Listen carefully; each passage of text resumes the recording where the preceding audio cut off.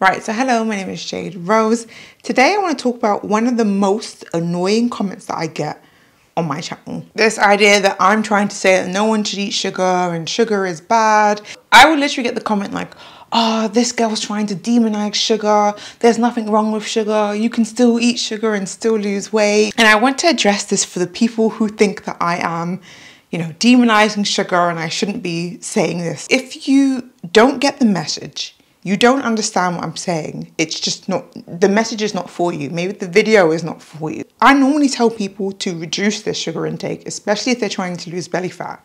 But there are some people who need to go completely without, at least for a while. Sugar to some people is like a gateway drug. For me, it was like that. You know how some people can take a little bite of a Snickers bar or some chocolate and then fold it up and put it away? I remember looking at people like that and thinking, how do they do that? Like, what are they doing? And I would try and emulate it and think, okay, let me try to do the same thing. Would, take a little bite of a chocolate bar, like one square, fold it up, put it away, right? Turn around, try and go about my day, and I would be like, and get the chocolate bar right out of my bag again. It would literally it would feel like it's like burning a hole in my pocket, burning a hole in my bag. Like I wouldn't be able to stop thinking about it. I would literally be like, you have that chocolate in your bag, eat it, eat it, eat it. That was like the voice in my head. When I was 30 pounds overweight, I was 30 pounds overweight for a reason, and it was sugar. And obviously this doesn't happen for everyone. If you don't understand and you've never been through this and you never understood, then you're not gonna get it. Please stop talking to me about sugar is not the enemy, because in most cases, when people are overweight, it's usually from eating excess sugar or excess junk food. And a lot of the junk food, a lot of the processed foods especially that we have sugar in them. A lot of people who are overweight, especially black people who are overweight, usually have diabetes as well. These things go hand in hand. Diabetes runs in my family. Literally, my grandmother died of kidney failure from her diabetes. Saying sugar is not the enemy doesn't help some people. And while no food is an enemy, right? But sugar and sugary foods have such low nutritional value. There's nothing that sugar does for your body. Like, it used to be fat. Fat used to be the thing where people would complain about, say you can't eat so much, like really be like on it with the fat and have fat-free diets to try and lose weight. Problem with that is that actually your body does need fat. Fat does help you hormonally. Literally, there are certain vitamins that you cannot absorb without having fat. Things like vitamin A are fat soluble. You need fat in your body. You can enjoy it in moderation.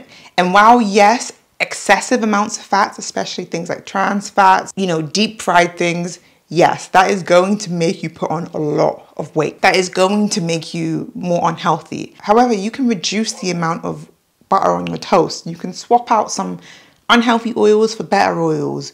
You can cook without oil even. I very often have eggs in the pan and make them without oil. And all these little changes don't make such a huge difference to your meals. So it's not like you feel like you're really missing out on something.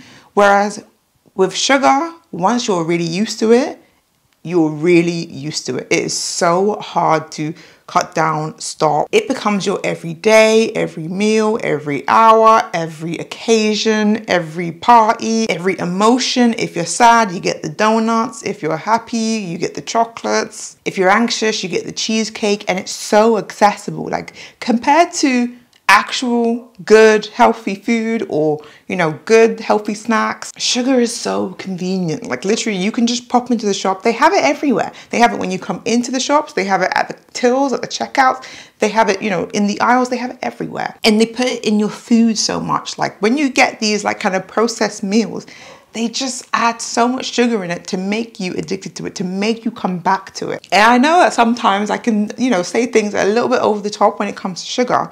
But at the end of the day, some people are suffering. If you were never taught to eat in moderation for years, for most of your life, for most of your childhood, up into your teenagehood, up into your adulthood, you just ate sweets upon sweets upon sweets, it's hard to quit. I get a lot of messages from people saying, I can't, stop eating Sour Patch Kids or M&Ms. And if you're watching this thinking like, okay, yeah, I need to stop sugar, how do I do this?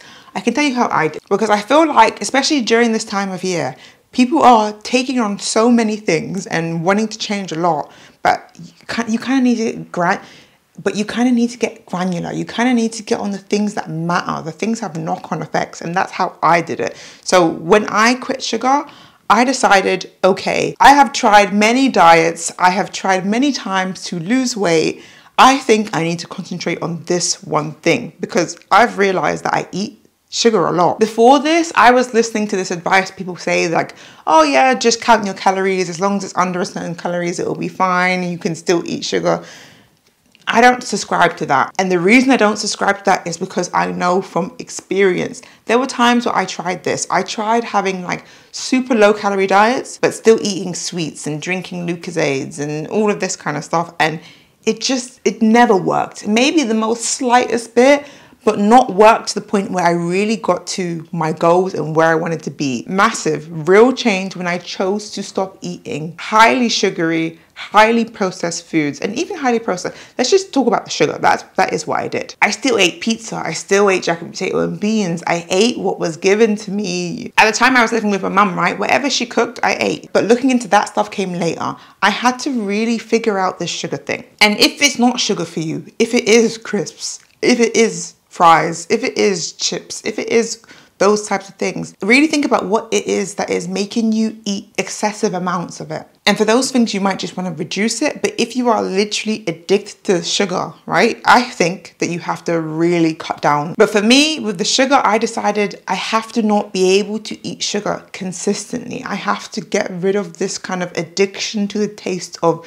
sweet things and try and shift to this savory and loving savory things. If you're doing this because you want to lose weight, do not concentrate on weight loss. Concentrate on the one goal that you have now, and that is to enjoy life without sugar. Knowing that you can enjoy life and food without sugar will just help you so much. It will help you open your mind and see that there's so much food that you can enjoy that isn't gonna, affect your waistline. You also will start noticing when things have an insane amount of sugar, like excessive amounts of sugar.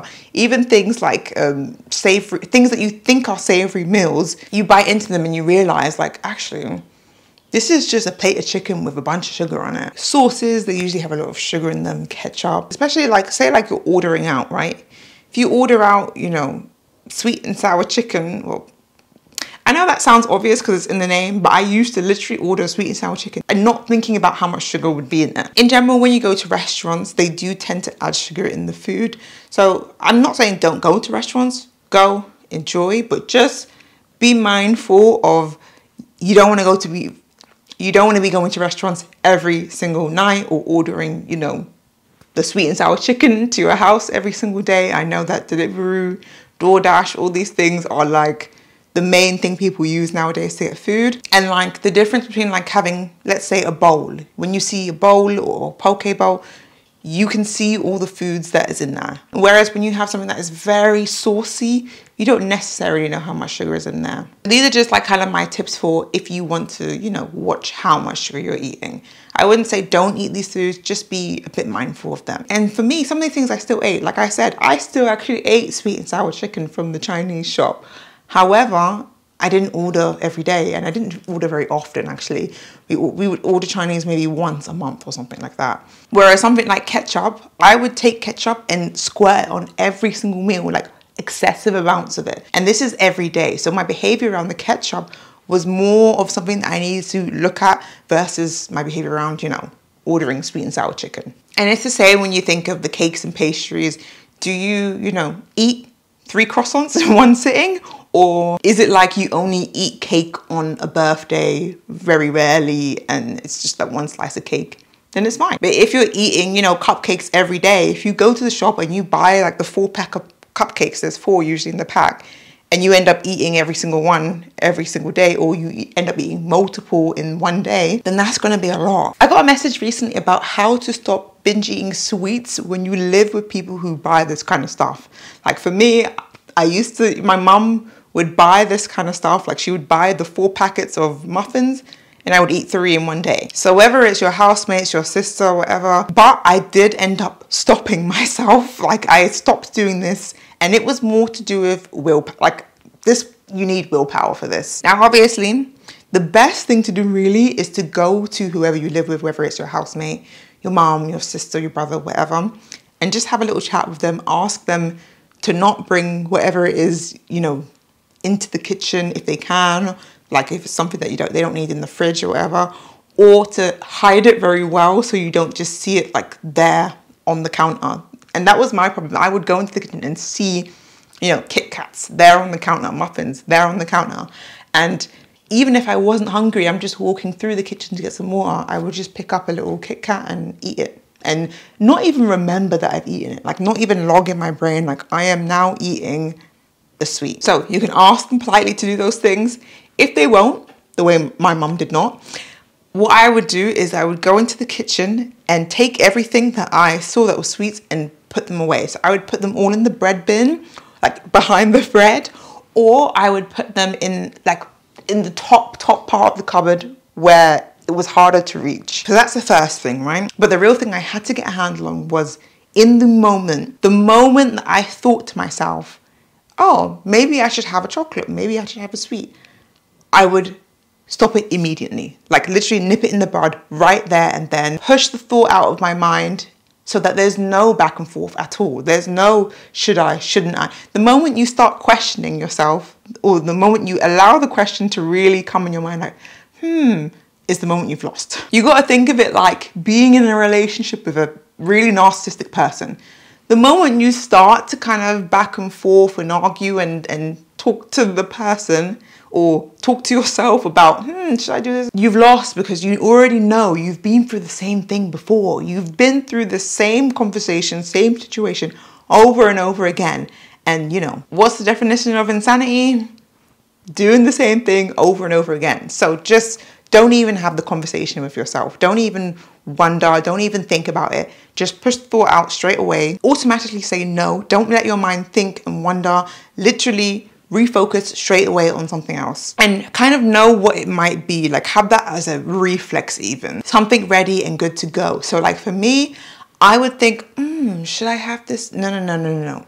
You gotta distract yourself, you know, maybe go on TikTok, maybe call your sister or start talking to your sister. Or what I would do at this point is I would actually go back to my room and start trying on clothes and different outfits and styling, because I've always been really into fashion, so I would start doing that. Sometimes I would take pictures and like think of tomorrow's outfit for the next day, and it's something that I really got lost in. So really just have something in your back pocket that you can get lost in and kind of distract yourself from that. And from this activity, whatever it is that you decide to do, you will feel the happiness or whatever emotion that you're trying to get from this chocolate, and you're channeling it to something else, and that is giving you the satisfaction. You know, eventually I think everyone should be able to eat sugar in moderation, but if you do have, you know, a sugar addiction or you are like that, then I think it's better to have that time where you don't eat sugar, just so you remember what it's like to not eat sugar all the time. And then afterwards, you can go back to eating the sugar in moderation, like, you know, most people or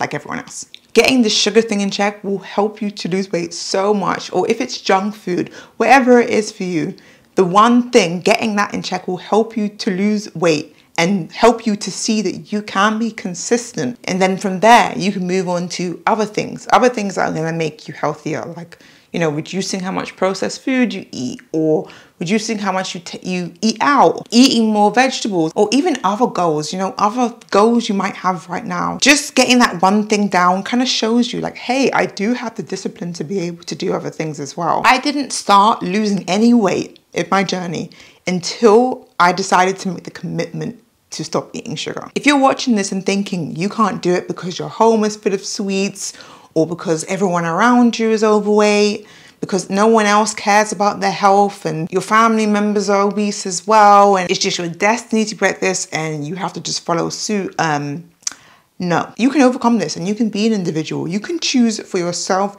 what you want your future to be like. You can be different and you can make that choice through your actions. If I could do it, so can you. And you don't need anyone to be your inspiration. You don't need me to be your inspiration. You can be your inspiration. You can pave the way and be your own body goals, own health goals, own success story. And once you overcome this and it's It literally stops with you. If you carry on with the same shit that everyone else is doing, that's around you in your hometown or in your family, your friends, whatever, then it's just gonna continue a cycle. Your, younger cousins or your future kids or, other people in your life are just gonna perpetuate this as well. Just remember, literally every right decision you make is a decision for not just you now, but for you, for your future, for other people around you, for their future as well, because you can be the inspiration for them as well. One day you're going to be sharing your tips with someone else and helping them out, and it's just, we pass on the knowledge. You can do this. I believe in you. So if you like the video, subscribe, and I will see you in the next video.